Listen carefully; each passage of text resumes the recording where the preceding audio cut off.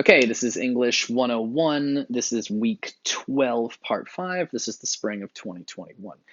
So I wanted to back up for a second and talk about that third paragraph on page 1 with Walker, where she talks about um, optimists and people who think everything's going to work out for the best. People who optimists are usually, it's like people who see the best in things and think things are going to go well, think society is getting better and better. Um, so it's worth talking about. I just want to give an example of it. So she says optimists can be bad. That's a hard. Usually, you think about pessimists think everything's going to go badly, and you can see the problem with that. They're always in a bad mood. An optimist think, all right, things will probably get better. Don't worry about it; it'll go good. What's bad about that view? And I'll tell you a little story. This is my example, right? It's a religious story actually, but I really quite like it. I think about it all the time. So one day, a man hears on the radio that there's going to be a flood. And the man says, I'm religious. I pray God will save me. So the water rises up to the second floor of his house. Now he's on the second floor of the house. And a little rowboat comes by. And they say, hey, everything's flooding. Get in the boat. We'll save you. And the man says, no, no, no. I'm religious. I pray God will save me. And the rowboat goes away. And then the water rises up to the roof of the house, and now the man's on the roof of the house. And a helicopter comes down and says, "Hey, buddy, the flood's getting worse. Get in the helicopter. I'll fly you out of here." And the man says, "No, no, no. I don't need a helicopter." He says, "I'm religious. I pray. God will save me." Well, the man drowned, and when he dies, he goes to heaven, and he gets in front of God, and he says to God, I'm religious. I pray. Why didn't you save me?" And God says, I sent you a radio report and a rowboat and a guy in a helicopter. What are you doing here? See, that's a story about how the guy was not afraid and he always looked on the bright side that God would save him and he'd be fine.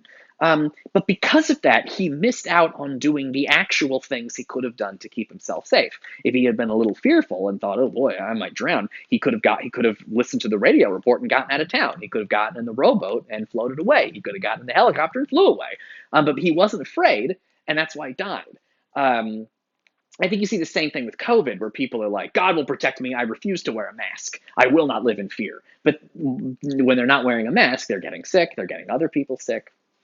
And that's how COVID spreads. So anyway, I just want to use that as an example of the kind of thing that she's thinking of here. Because when you bump into somebody who says, oh, optimists are a bad thing, like you got to stop for a second and make sure you understand what they're saying, because they're saying the opposite of what you usually think, right? Usually we think of fear is bad, fear is a weakness, and looking on the bright side and being optimistic is a good thing.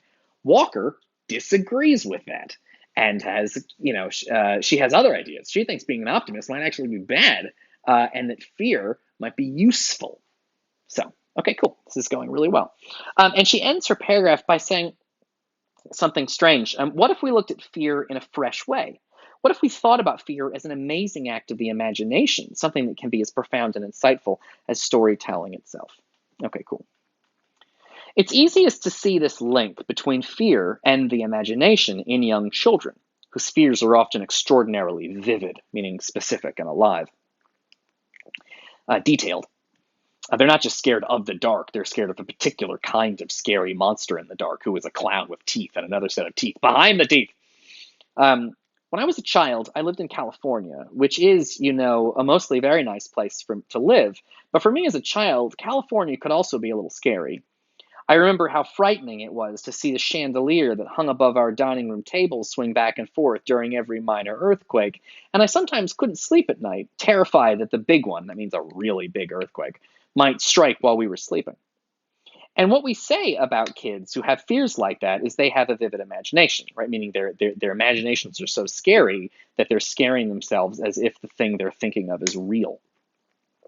But at a certain point, most of us learn to leave these kinds of visions behind and grow up. We learn that there are no monsters hiding under the bed, not every earthquake brings buildings down. But maybe it's no coincidence that some of our most creative minds fail to leave these kinds of fears behind as adults. The same incredible imaginations that produced The Origin of the Species, that's the book that invented the idea of evolution by Charles Darwin, Jane Eyre, which is a book written by Charlotte Bronte, and Remembrance of Things Past, which is a massive 4,000-page book written by a guy named Marcel Proust.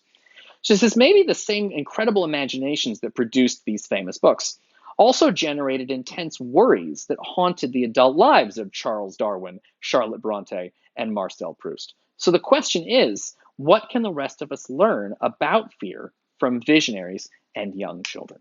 Okay, so most people just want to ignore fear. Walker, the woman who wrote this essay, wants to think about it a little bit. That maybe it's useful or serves some purpose or is a good thing to think about.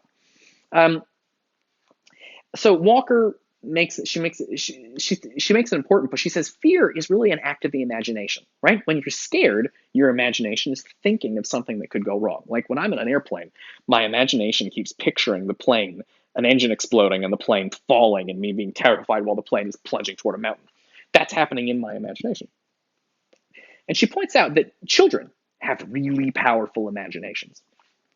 Um, that they can just a little kid can spend all day just sitting on the floor with toys, imagining that they're real and they're moving around and having adventures. It's harder as an adult to sit on the floor and just use your imagination all day.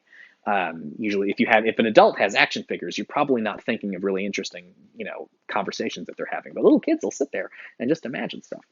And we tend to think, oh, little kids, they're like that, but you grow out of it.